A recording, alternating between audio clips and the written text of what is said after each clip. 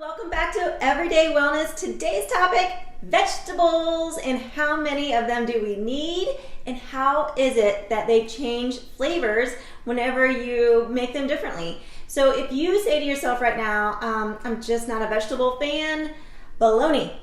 Don't eat baloney. But this is a possibility for you to learn different ways to eat vegetables, and you will learn to like them. It might just be a texture thing. It might just be the way they're prepared. So I've got a lot of different tips, and I want to share them with you real quick, okay? So hang tight. We're going to go through a lot of different ways of getting your vegetables in, and then I have a really fun fact about vegetables that you may not have known. So all in all, an adult will need as a minimum of 3 cups of vegetables a day. So this is a 1 cup serving. The green signifies green vegetables. And actually, if you can get a big variety of colors, that would be best, because they all have different nutrients to them, or different vitamins and minerals. So getting them in all different colors is important. But today this is signifying 1 cup or a serving of vegetables. So you could be a salad eater, which I am. I try to eat a salad every day just because I like them, and I can make them different all the time. And I know I'm getting some really good sources of vegetables. So this is a 2 cup bowl of spinach. So already I would be getting in 2 servings of my vegetables, and that fills you up. Look at all that, and that's full of fiber. Should keep you pretty satisfied for a while. Now, a fun fact, remember I told you I was going to tell you some fun facts. Spinach actually contains 49% protein, okay? So those that think they always have to eat meat, you're actually really wrong. We want the vegetables to come in so that we know we're getting enough protein. Of course you can eat meat, but know that that's why vegetarians can still be very, very healthy, is because they get a lot of their proteins actually from vegetables. So that was your fun fact. 49% of your spinach is protein, okay? Plant protein. All right, now maybe it's a texture thing and you just don't care for spinach. You can hide it. This is powdered spinach. I use this a lot especially when I'm making like a pasta that would be a red colored sauce. So it kind of hides the color of the green, because that could be an issue with you too, or with your kids. The kids tend to not reach for the green things, thinking that they taste gross. So hopefully we can break them of that habit. Now, on your salads, and I get this question a lot, and so I did a video on this as well, as salad dressings. You can use salad dressings on them to make your vegetables taste a little better, fine, but be aware of what's in your dressing. So please check out that video that I did on dressings. I have a couple different choices there. Now, raw vegetables are packed full of nutrients, definitely, and that would be my preferred choice for you if you can, is to do them raw. So salads, of course, you're usually getting raw vegetables. Well, maybe you're just going to use broccoli raw, but again, that taste is pretty blah to you, so you want to spice it up a little bit. Look for good, healthy choices on your dips, though, okay? Your salad dressings and your dips need to be very healthy in the respects of they're not processed so much that they're full of junk, okay? And partially hydrogenated oils, high fructose corn syrup, a lot of salt. So just be aware. This little guy is from Frontier Wholesale, where I purchase a lot of my products from. And anybody, another fun tip, anybody that connects with me and works with me, I'd be happy to let you get wholesale price as well, because I want people eating fresh. I want them eating clean as possible. And sometimes what we don't like to hear, but sometimes it's pricey. It's expensive to eat a little bit healthier. Not if you have some good connections and you know where to shop, when to shop, look for sales and such. Okay, so that was just another fun fact.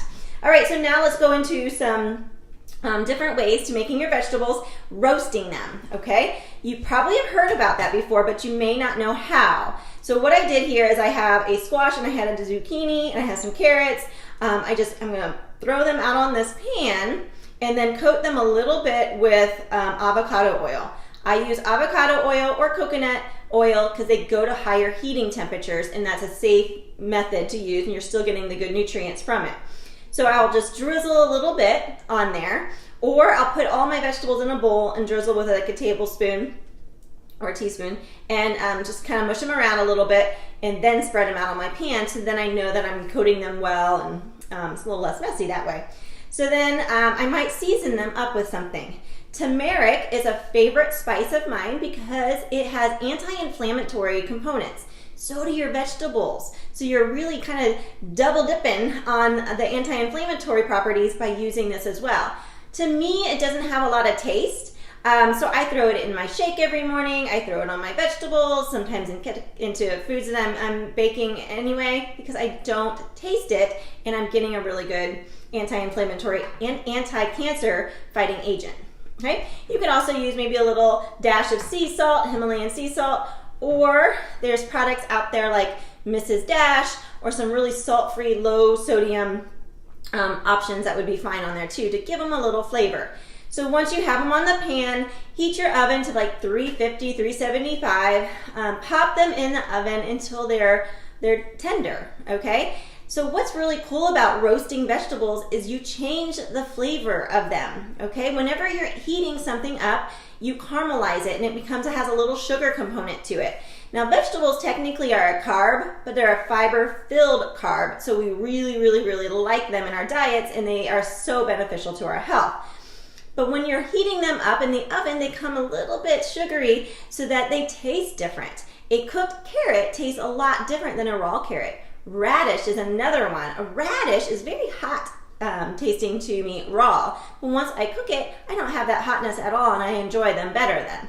Okay, so that was another great way. Pop them in the oven again until they're tender, and some vegetables take longer than others. I know with our family, they like all of these roasted. They like asparagus roasted, but when I roast broccoli, they don't care for it that way. They'd rather have that steamed. Okay, so you'll find different ways, and there's so many ways, okay? The next method definitely is steaming. Whenever you steam vegetables, you lose a little bit of its nutrients, but not enough to say I'm not eating my vegetables. I still would like you, if that's the way it takes, to eat your vegetables, steam them for sure. Over here I have some raw peppers. I like to do that because I just sit them here, and then if I'm getting hungry, I'll nibble on those instead of reaching for something that has no nutrition. So it's another way to kind of get in your vegetables. Or I'll pack them with me on car trips, or if I'm at work for a long time, I'll have them with me. Cherry tomatoes is another one, easy one to pop. Okay. This zucchini, I love it roasted. Okay, I also love it as zoodles, and you probably have heard that term around too. This is a little zoodler where the smaller zucchinis work well in it, but look at that. It just makes it into noodles, okay? And so I would use that instead of pasta, and it goes over well at our house. The kids don't really know that they're eating a vegetable instead of actual pasta. Okay, so that's a win. This little gadget I just found at Aldi's, and you can find all different variations of those zoodlers all over the place, Marshall's, TJ Maxx, Walmart, everywhere. And this guy, I haven't seen anywhere other than Aldi's, but it's a great chopper. It has a little bit of rigidness to it, so whenever you chop it, it has a fun little ruffle to it, all right? And then finally, there are frozen vegetables, and throw them into anything. Throw raw vegetables into anything. Throw roasted vegetables into anything there you're eating. Always serve a vegetable. That way you will know you will get the amount of vegetables in your day, okay? And you will notice your health changes. You will see decreases in your cholesterol. You will see decreases in your blood sugars. You will see decreases in the scale. Of course, we want to see that. And overall energy will heighten. You will feel amazing if you get your vegetables in on a regular basis, okay? Definitely helps your digestive system, and it alkalines your body. Vegetables are very much alkalining nutrients. So you are going to kick cancer cells if they're in you and in rare form. You don't want them, okay? We don't want them. We have them, but we don't want them. And this can help alkaline your body. So vegetables as much as you can. Now, these are my frozen vegetables that I have on hand here. When it's wintertime, I try to have more frozen vegetables around so that I can pop them into my meals, but cauliflower rice is a family favorite. It's at least served 4 times a week at our house, some way, somehow. A lot of stir fries. I might throw it into soups. I might use it in a rice exchange on the table. So it's used so much, and I'm getting a great vegetable. Okay, and then I have some frozen green beans. So fresh, frozen, and then canned. As you can see, I don't have any canned vegetables in here. That is really a last resort for me because they're loaded in salt usually, and we get enough salt in our day, so I don't want to add in any more. So I try to go this route as much as possible. Now, early on I said the spinach had some protein to it. Guess what? There are lots of vegetables that have good sources of protein. Kale, 45%.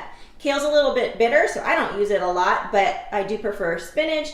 So I got 49% in spinach. My broccoli is 45% protein. Cauliflower, 40% protein. Cucumbers, 24%. Mushrooms are 38% protein. Peppers, 22%. Tomatoes, 18%.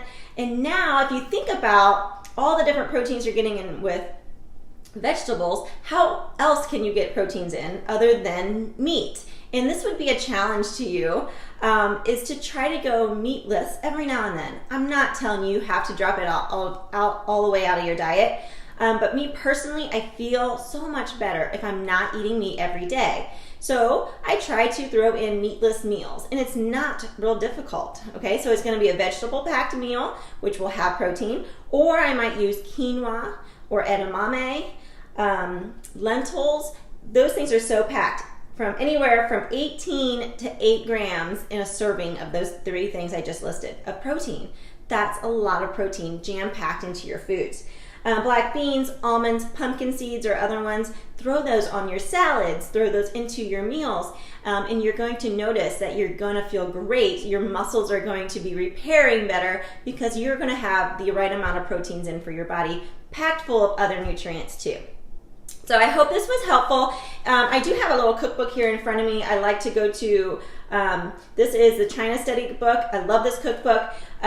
There's lots of other ones out there that you can find that will show you how to do meatless, show you how to do more vegetable-packed meals, because again, if you give it a try, and I'm filming this at the new year, so this is what's on my mind, but if you give it a try for a good, anywhere from 20 to 30 days, that you really strive to get your servings of vegetables in, you will find it will become a lifestyle, and it won't be something you have to work so hard on anymore. It'll just become part of your life, and I hope that for you.